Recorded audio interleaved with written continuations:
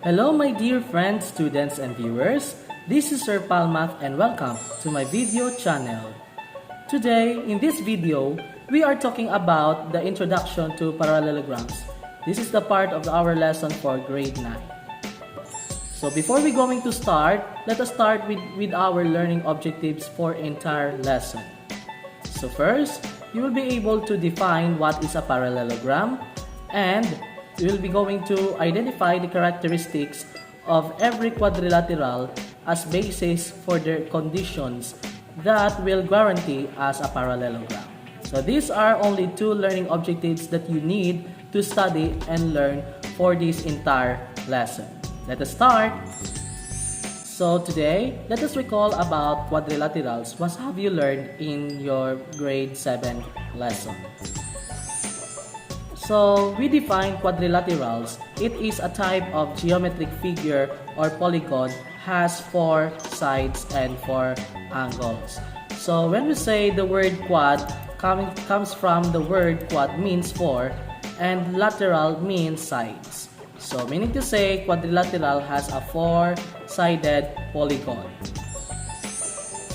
So, these are the kinds of quadrilaterals, namely the square, the rectangle, the parallelogram, the rhombus, the trapezoid, the isosceles trapezoid, and the kite. So these are only 7 different kinds of quadrilaterals. So let us start with a square. A square is a parallelogram with 4 congruent sides and 4 congruent angles. Meaning to say, this kind of parallelogram having 4 equal sides and 4 equal angles. So a square is forming all right angles, which is 90 degrees. A rectangle, it is a parallelogram with 2 congruent parallel sides and 4 congruent angles. Meaning to say, this kind of parallelogram with 2 congruent parallel sides, we have opposite sides are parallel. Same on the other side. So, to another opposite sides are also parallel. Next is the parallelogram. A parallelogram is a quadrilateral in which 2 pairs of opposite sides are parallel. So, in this quadrilateral, any opposite sides of the quadrilateral are parallel at any specific directions. So for example, if horizontal parallel lines and the other side are parallel diagonal lines. So 2 pairs of opposite sides are parallel. So it is a parallelogram. Next, it is a rhombus. A parallelogram with 4 congruent sides. So meaning to say, all of these opposite sides are still parallel but all sides are congruent, so all equal sides. A trapezoid, it is a quadrilateral with only 1 pair of opposite sides are parallel. So meaning to say, in this quadrilateral, so only 1 pair of opposite sides are parallel, the others are not, because as a straight line, line AB and CD is a diagonal line, so it is a trapezoid. An isosceles trapezoid, it is a trapezoid in which the non-parallel sides are congruent. So, the non-parallel sides at any opposite directions having the same equal length. For example, line AD and line BC are non-parallel sides and they are equal measure. So, that is an isosceles trapezoid. And lastly, we have a kite. A kite is a quadrilateral in which 2 consecutive sides of a given quadrilateral are congruent. So, consecutive sides like AB and BC are congruent, and AD and CD are also congruent. So, that is a kite. So, today, let us discuss about the conditions that guarantee that a quadrilateral is a parallelogram. So, my dear viewers, so how did you know in every quadrilateral that satisfies and guarantees that given conditions is said to be parallelogram? So today, let us discuss first that every condition of the given quadrilateral is said to be parallelogram. So the figures shown above are all parallelograms. So these are only 4 parallelograms are the following. We have the square, the rectangle, the parallelogram in general, and we have the rhombus. So indicates congruent sides, it has a single and double tick marks. Meaning to say, if a single and double tick marks having opposite sides are congruent. So for example, a square, it has all single tick marks, meaning to say all sides are congruent. A rectangle has only 2 different pairs of opposite sides are parallel. So of course, a single tick mark is one parallel line that they are congruent. Also, we have another sides, the double tick marks are also parallel and congruent. Same with a parallelogram as well. And we have the rhombus. A rhombus, all of these sides are said to be congruent. Okay? While indicates the parallel lines, it has a single and double arrows. So we need to say it has a double arrows that represent as the parallel. The marks will be used to determine the characteristics that are common to all figures. The figures above had deduced the definition of the parallelogram. Meaning to say, in all of these figures, we have already generalized in every quadrilateral are said to be parallelogram. So, let us define one of these, the quadrilateral, which will be featured about this lesson is more on parallelograms. A parallelogram is a special type of quadrilateral that has equal and parallel opposite sides. Meaning to say, in every opposite sides that they are equal and that are opposite sides are also parallel. So look at the given figure that shows a parallelogram below. We have the parallelogram ABCD. So ABCD, which has line AB. So line AB is parallel to line CD. So line AB is parallel to line CD. And line AD is parallel to BC. So if the opposite sides are both parallel, also line AD is equal to BC and AB is equal to CD. So by the definition of the given figure based on the reasonable statements, so the given figure is said to be a parallelogram. Why? Because opposites and every opposite sides of the given quadrilateral are parallel and they are congruent. So this is the definition of the parallelogram. There are conditions that should be determined in order to us to prove that the quadrilaterals are said to be parallelograms. So today, let us discuss the different conditions that are guaranteed that are said to be parallelograms. So let us start with the first condition. Condition number 1. In a parallelogram, any 2 opposite sides are congruent. So in this figure, quadrilateral MATH are parallelogram.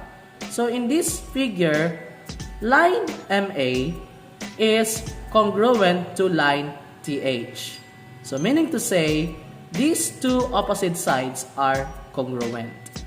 And for the other hand, line AT is congruent to line HM. So line AT and HM are also congruent.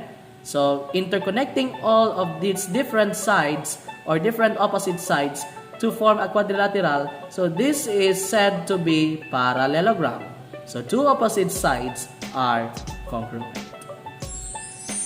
Condition number 2. The second condition states that in a given parallelogram, any 2 opposite angles are said to be congruent. So when we say opposite angles, these are the angles are opposite with each other are the same. So for example, angle M is located here which is opposite to angle T. So meaning to say, by the definition, angle M is congruent to angle T. So angle M is the same as angle T, that they are both obtuse angles. Same with angle A is congruent to angle H. So angle A is opposite to angle H, they are both acute angles. So meaning to say, angle A is congruent to angle H. So therefore, in these two opposite angles that they are congruent, so this is said to be a quadrilateral. Specifically, it's a parallelogram. Okay? So let's move on to the third condition. In a given parallelogram, any two consecutive angles are said to be supplementary. When we say supplementary, it is two angles having the sum of 180 degrees to form a linear pair. So look at the figure. So same, quadrilateral MATH is a parallelogram. We define that the measure of angle M, so located here above right, is added by angle A. So angle M is added by angle A, so they are both consecutive, meaning to say having the sum of the measures of angles, which is 180 degrees. So angle M and A are said to be supplementary. Same with angle T and angle A.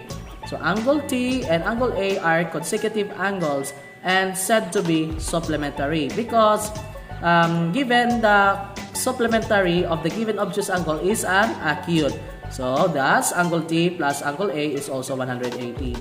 Same with angle T is added by angle H. So angle T is an obtuse and angle H is an acute angle, so they are having the sum of 180 degrees. Okay, in the same manner, angle M plus angle H is equal to 180 degrees also. So meaning to say, in any two consecutive angles, having the sum of the two measures of angles has 180 degrees, that they are both supplementary angles. That is condition number 3. Our next condition is, we will have the given diagram. The diagonals of a parallelogram that bisect each other. So bisect each other, meaning to say that the given diagonals starting from the one vertex or the one corner of the quadrilateral opposite to it that are forming a bisector. Okay, so bisect to each other, meaning to say, okay, we have only one point of intersection that we are forming a bisect. So given a diagonal empty, so diagonal empty, so we have MS is congruent to ST. So they are equal measure. And also in diagonal AH, so diagonal AH, where AS is congruent to SH. So the diagonals of the parallelogram that they are bisect to each other. Okay? So that is condition number 4. And lastly, so the diagonals of the parallelogram divides the parallelogram into two congruent angles.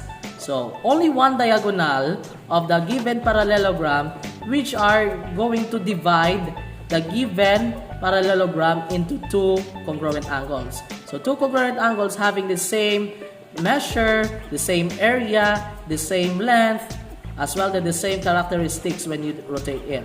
So with a given diagonal AH, so diagonal AH where MT is, of course, MT where I have the triangle MAH is congruent to triangle THA.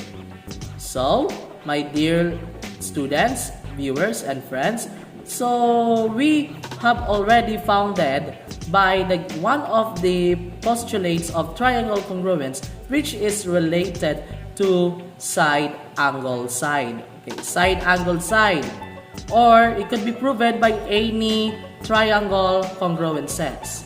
So with the given diagonal AH, so therefore these are the triangle congruent statement. So that is triangle MAH is congruent to triangle THA. Okay, with diagonal MT, so opposite of that, so we can be imagined by drawing from one diagonal line from M to T. So we can imagine that the triangle MAT is also equal to the triangle THA. So they are both congruent. So that is the fifth condition, states that the diagrams of the parallelogram divides the parallelogram into two congruent triangles. So, my dear learners, students, and viewers, now you have just learned the different conditions that the guarantee of the quadrilateral to be a parallelogram. You have remembered well the conditions. Why? Because it will help and guide you as we go on. So, in order to us to investigate the given conditions of every quadrilateral, so I present to you some of the illustrative examples on how will you determine the given conditions of the parallelogram. So let us start with the first illustrative example. So state the given condition that guarantees that the figure is a parallelogram. Given that line GI has a length of 7, line IV is also a length of 9, line VE is a length of 7, and line EG is a length of 9. Okay? So, to figure out the reason for the illustrative example number 1 figure, here is the solution. So, we notice that in every opposite sides, GI and VE having the equal measure. So, 7, GI and VE is also 7. Same way, the another side, we have line GE and line IV is also equal to 9. So, GE is equal to IV and GI is equal to VE. So, thus, GE is congruent to IV and GI is congruent to VE.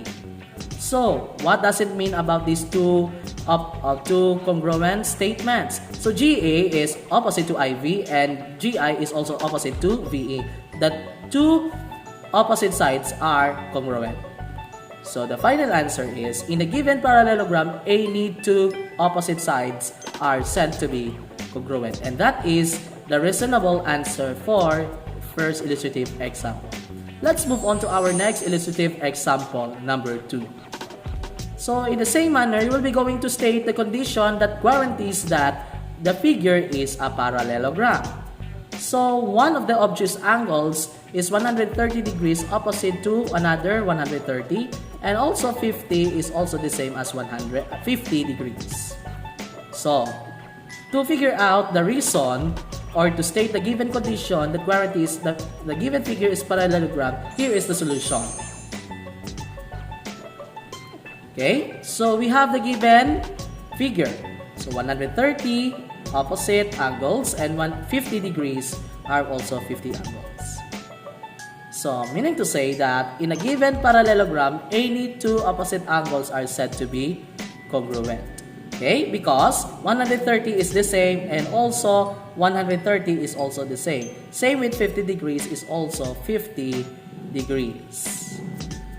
Another reason for stating the given condition for this illustrative example number 2, that in a parallelogram, any two consecutive angles are said to be supplementary. So 130 is also corresponding or consecutive to 50 degrees. So meaning to say 130 and 50 degrees are said to be supplementary because having the sum of measures of 180 degrees. So that's 130 plus 50 is 180. Same with 50, and of course the consecutive below the given angle is 130, so 50 plus 130 is also 180. So 130 plus 50 is also 180, and 50 plus 130 is also 130. So, meaning to say, that satisfies the given condition that a parallelogram at any two consecutive angles are supplementary. So let's move on to our next illustrative example. Illustrative example number 3. So same. So we'll be going to state again the condition that guarantees that the figure is a parallelogram. Given that quadrilateral FIND is a rhombus with two diagonals FN and ID. So to state the given condition that guarantees that the figure is parallelogram, here is the solution. So, given the figure, so quadrilateral find, F-I-N-D. So, we have the opposite angles, so FD and IN, of course FI and ND. So, given the diagonals FN and FI that they are bisecting to each other. So, meaning to say that which divides into two, the diagonals of the parallelogram that are bisect each other. Okay, why? Because, so in this side, of course, from F to the center and center to the end, they are congruent. Same with the to the center and the center to the I. So, the diagonals of the parallelogram that are bisect to each other. So, that is the solution for illustrative example number 3. Okay, let's move on to our last illustrative example of the given lesson. So, state the condition that guarantees that the figure is a parallelogram.